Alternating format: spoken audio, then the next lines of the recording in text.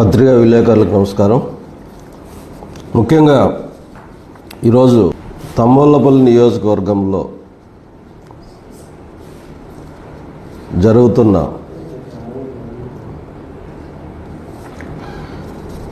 వాస్తవ పరిస్థితులు అందరూ చూస్తున్నారు. ఎందుకంటే గత 5 సంవత్సరాలుగా ఈ పెద్దిరెడ్డి ఫ్యామిలీ తంబోళ్లపల్లి నియోజకవర్గాలను ఈ నియోజకవర్గాన్ని ఎన్ని రకాలుగా కావాలంటే అన్ని రకాలుగా దాచుకొని ఇక్కడి నుంచి వెళ్ళిపోయినారు. దురదృష్టవశాత్తు దొంగ ఓట్లు చేసుకొని గెలుచుకోవడం వలన ఇంకా ఎమ్మెల్యేగా ద్వారకనాథ్ రెడ్డి కొనసాగని ఆయన ఎమ్మెల్యే. కానీ ఈరోజు ఏంటంటే ముఖ్యంగా కన్నిమడుగు తంబోళ్లపల్లి మండలం కన్నిమడుగు పంచాయతీల్లో వాళ్ళ కన్నిమడుగు ఆ ఊరు ఆ ఫ్యామిలీకి సంబంధించినంత వరకు ఒక గుడి ఉంది, వీరభద్రస్వామి గుడి. ఆ వీరభద్రస్వామి గుడిని ఎండోమెంట్ ద్వారా మనం గుడి ఎస్టిమేషన్ 1,07,00,000 అయితే ఆ గుడిలో ఆ వాళ్ళకు సంబంధించిన వాళ్ళంతా ఆ గుడికి సంబంధించిన వాళ్ళంతా ఆ పెద్దలు ఆ కన్నిమడుగు వాళ్ళు ఎవరైతే ఉన్నారో వాళ్ళందరూ కలిసి 10% కాంట్రిబ్యూషన్ కడితే మిగతా 90% మన ఎండోమెంట్ తరపున మన ప్రభుత్వం వాళ్ళకి ఇవ్వడం జరిగింది. ఆ కన్నిమడుగు కుటుంబంలోని కొందరు ఈ ద్వారకనాథ్ రెడ్డి ఈ పెద్దిరెడ్డి ఫ్యామిలీ తొత్తులు ఎవరైతే ఉన్నారో వీళ్ళు దొంగల్లాగా కనీసం ఎండోమెంట్ ఆఫీసర్లకు కూడా తెలుసో తెలియదో తెలియకోకుండా వీళ్ళు చేసిన పని ఏమయ్యా అంటే ఎండోమెంట్ వాళ్ళు ప్రోటోకాల్ ప్రకారం బోర్డు పెట్టించినారు. ఎందుకంటే వీళ్ళు కాంపన్సేషన్ కట్టింది ముందు గవర్నమెంట్లో అయినా ముందు గవర్నమెంట్లో అప్పుడు మంత్రి పెద్దిరెడ్డి రామచంద్రారెడ్డి గారు కావచ్చు, అప్పుడు ఎమ్మెల్యే ద్వారకనాథ్ రెడ్డి కావచ్చు, వాళ్ళ ద్వారా వీళ్ళు అప్రోచ్ అవ్వడం నిజం, 10% కాంట్రిబ్యూషన్ కట్టడం నిజం. కానీ తర్వాత అందరూ చూసినారు గత 5 సంవత్సరాలుగా విధ్వంస పాలన వద్దని దాదాపు 164 సీట్ల మెజార్టీతో 164 సీట్లు 94% స్ట్రైక్ రేట్తో మన కూటమి ప్రభుత్వం ఏర్పడింది. వీళ్ళకు కూడా వాళ్ళు ఏ పార్టీకి సపోర్ట్ చేసినారు, ఎవరు ఏంటి అనేది ఆలోచించాల.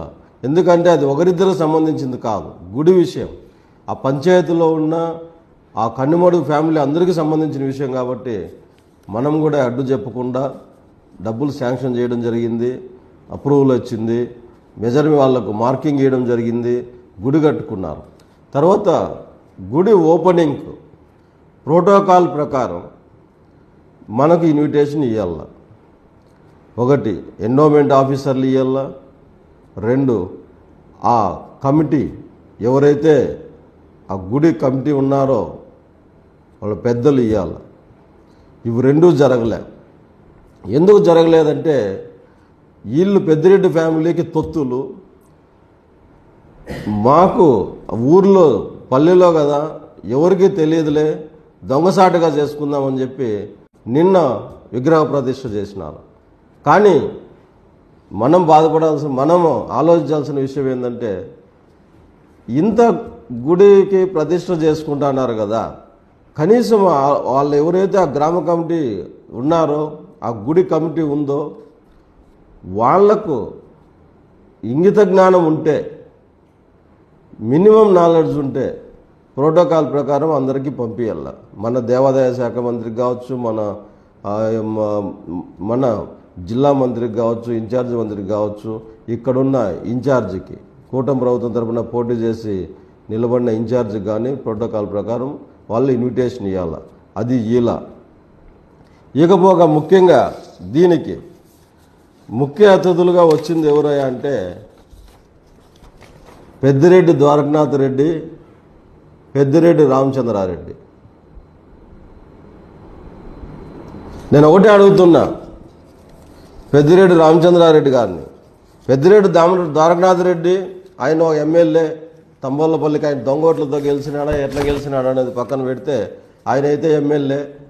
ఆయన పిలుచుకోండి, ఆయన రావచ్చు. తంబోళ్ళపల్లి నియోజకవర్గంలో ఏ కార్యక్రమం అయినా ఆయన రావచ్చు. అది ఇది. రెండోది ఏమంటే ఈ ఆలయ కమిటీ కూడా ఎవరైతే ఉన్నారో, ఈ కన్నుమడుగు ఫ్యామిలీకి సంబంధించి ఆలయానికి సంబంధించిన కమిటీ వాళ్ళు ఎవరున్నారు, వీరభద్ర స్వామి గుడి సంబంధించిన వాళ్ళు ఎవరైతే ఉన్నారో వాళ్ళు సొంత డబ్బులతో ఈ గుడిని నిర్మించలే. ఈ గుడిని నిర్మించడానికి మన ప్రభుత్వం ఇచ్చింది దాదాపుగా 80 లక్షలు. వాళ్ళు 15-20% కాంట్రిబ్యూషన్ కడితే మిగతాది దాదాపుగా 75 నుంచి 80 లక్షలు మన ప్రభుత్వం, మన కూటమి ప్రభుత్వం డబ్బులు ఇచ్చింది. దీన్ని ప్రోటోకాల్ పాటించాలా లేదా? ఇప్పుడు ఎవరైతే గుడి ఓపెనింగ్కి వచ్చినారో, పెద్ద మనుషులు విగ్రహ ప్రతిష్టకు వచ్చినారో వాళ్ళు, మన పెద్దిరెడ్డి రామచంద్రారెడ్డి గారు వాళ్ళేం చిన్నోళ్ళు కాదు. దాదాపుగా మన అధినాయకులు నారా చంద్రబాబు నాయుడు గారు వచ్చిన తర్వాత నుంచి రాజకీయాల్లో ఉన్న వాళ్ళ వ్యక్తులు వీళ్ళు. దాదాపుగా 40,000 లేపిన ఈ ఫ్రాక్షన్ సాలేదా? తంబోళ్ళపల్లిలో మీరు చిచ్చు రేపిన ఎన్నో కుటుంబాలు నాశనం చేసిన సాలేదా? ఎంతోమందిని మీ ఇసుక బండ్ల కింద తొక్కిచ్చేసినవి సాలేదా?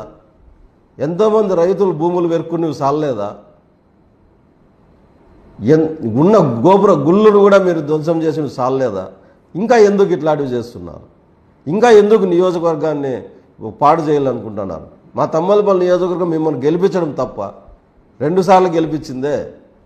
అమాయకమైన ప్రజలు 2 సార్లు మీకు ఓట్లు వేసినారే, దానికన్నా మీరు రెస్పెక్ట్ ఇవ్వాలి కదా. వాళ్ళ మొహాలను చూసి రెస్పెక్ట్ ఇవ్వాలి కదా. ఇది కూడా మీరు పాటించలేదు. గుర్తుపెట్టుకోండి, మీరు ఇట్లా రావడం, దొంగచాటుగా రావడం పోవడం మంచిది కాదు. మీరు ప్రజాస్వామ్యంలో ఉన్న వ్యక్తులు, నాయకులు, గెలిచిన ఎమ్మెల్యేలు, గెలిచిన ఎంపీలు. ముందు ఈరోజు మీరు ఏమేమో మాట్లాడినారు, ఎక్కడ ఫ్యామిలీలను ఓదార్చే కార్యక్రమంలో, వాళ్ళకు ధైర్యాన్ని ఇచ్చే కార్యక్రమంలో మేమంతా ఉంటే మీరు వచ్చి దౌర్జన్యంగా ప్రోటోకాల్ లేకపోయినా, దేవాదాయ శాఖ ఇన్వైట్ చేయకపోయినా, పక్క కాన్స్టిట్యున్సీ ఎమ్మెల్యేను మీ అన్నను పిలుచుకొచ్చి, పక్క కాన్స్టిట్యున్సీలో ఉండే లీడర్లను పిలుచుకొచ్చి మా కాన్స్టిట్యున్సీలోకి వచ్చి ఇక్కడ ఆ గ్రామస్తులు కూడా లేని గుడికి నీ తొత్తులో 10 మంది 20 మంది ఉండే గుళ్ళో విగ్రహ ప్రతిష్ఠ చేసుకోవడం, అది ఎంతవరకు సమంజసమో అది మీకే వదిలేస్తున్నాం. మీరే నిర్ణయించుకోండి. ఈరోజు నిజంగా నువ్వు తంబోళ్ళపల్లిలో గెలిచిన ఎమ్మెల్యే అయితే, తంబోళ్ళపల్లి ప్రజల ఓట్లతో నువ్వు గెలిచిన ఎమ్మెల్యే అయితే, యాక్సిడెంట్ అయిన పిల్లల్ని వాళ్ళ అమ్మ నాన్నలు కానీ ఎవరినైనా పరామర్శించినావా? ఏ రోజైనా కాన్స్టిట్యున్సీలో ఎవరు ఏ బాధలు పడుతున్నారు, యా ఫ్యామిలీ ఏమి ఇబ్బందులు పడింది, ఏమి కావాలా కాన్స్టిట్యున్సీకే అని గెలిచినావు? ఆ రోజైనా అసెంబ్లీలో లేపిన ఈ ఫ్రాక్షన్ సాలేదా? తంబోళ్ళపల్లిలో మీరు చిచ్చు రేపిన ఎన్నో కుటుంబాలు నాశనం చేసినవి సాలేదా? ఎంతోమందిని మీ ఇసుక బండ్ల కింద తొక్కిచ్చేసినవి సాలేదా? ఎంతోమంది రైతులు భూములు వెరుక్కునేవి సాలేదా? ఉన్న గోపుర గుళ్ళను కూడా మీరు ధ్వంసం చేసినవి సాలేదా? ఇంకా ఎందుకు ఇట్లాంటివి చేస్తున్నారు? ఇంకా ఎందుకు నియోజకవర్గాన్ని పాడు చేయాలనుకుంటున్నారు? మా తంబోళ్ళపల్లి నియోజకవర్గం మిమ్మల్ని గెలిపించడం తప్ప 2 సార్లు గెలిపించిందే.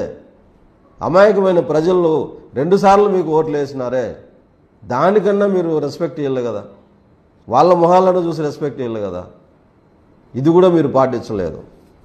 గుర్తుపెట్టుకోండి, మీరు ఇట్లా రావడం, దొంగచాటుగా రావడం పోవడం మంచిది కాదు. మీరు ప్రజాస్వామ్యంలో ఉన్న వ్యక్తులు, నాయకులు, గెలిచిన ఎమ్మెల్యేలు, గెలిచిన ఎంపీలు. ముందు ఈరోజు మీరు ఏమేమో మాట్లాడినారు, ఎక్కడ రాజమండ్రి సెంట్రల్ జైలు దగ్గర మాట్లాడినారు. మీ అన్న కొడుకుని చూసి వచ్చి బాధ అవుతుంది, ఇట్లా టెర్రరిస్టులు మాత్రమే పెట్టినారు, ఇంకొకటి పెట్టినారని. అయ్యా ద్వారకనాథ్ రెడ్డి, ఇది కూడా లిక్కర్ స్కామ్ ఏదంటే స్కామ్ కూడా, అది కూడా ఆర్థికంగా రాష్ట్రానికి రావాల్సిన డబ్బులు రానియకుండా మీరు కొల్లగొట్టడం, అది కూడా ఒక నేరమే, ఆర్థిక నేరం. అది మీకు తెలుసో తెలియదో ఒకసారి గుర్తుపెట్టుకోండి. దాంట్లో నిజానిజాలు తెలియజేసేది సిబిఐ, ఈడీ, సిట్, ఎస్ఐటి ఇవన్నీ ఉంటాయి, వాళ్ళు చూసుకుంటారు. దానికి ప్రభుత్వానికి మాకు ఎటువంటి సంబంధం ఉండదు. చంద్రబాబు నాయుడు గారి మీద మాట్లాడతారు, యువ నాయకులు లోకేష్ బాబు కింద మాట్లాడతారు. వాళ్ళేమి ఇవన్నీ స్కాములు చేసినారా ఎప్పుడన్నా మీరు చూసినారా? ఏదన్నా మీరు మాట్లాడేటప్పుడు ఆలోచించి మాట్లాడండి. లేదా ఈరోజు ఏదో మాట్లాడుతున్నారు కదా, నియోజకవర్గంలో మీరు ఏం చేసినారు చెప్పండి. మీ అన్న కొడుకు 3 సార్లు ఎంపీ అయినాడు. సరే, 5 సంవత్సరాలు మీ ప్రభుత్వం ఉంది కదా, స్టేట్ సెంట్రల్ 2. సెంట్రల్లో మీరు బీజేపీతో అండగాకలేదు లాస్ట్ 5 సంవత్సరాలు. అన్నిటికీ మీరు మద్దతు ఇచ్చినారు కదా. మళ్ళీ ఏం తెచ్చినారు తంబలపల్లి నియోజకవర్గానికి? యా రోజైనా ఒక ఫ్యాక్టరీ తెచ్చినారా? యా రోజైనా నిరుద్యోగులకి ఎట్లాంటి ఏదైనా ఉద్యోగ అవకాశాలు కల్పించక ఏదైనా మార్గం చూపించినారా? ఈరోజు ఇట్లాంటి చేష్టలు చేసి ప్రశాంతంగా ఉన్న తంబలపల్లిని మళ్ళా అలజడికి గురి చేసి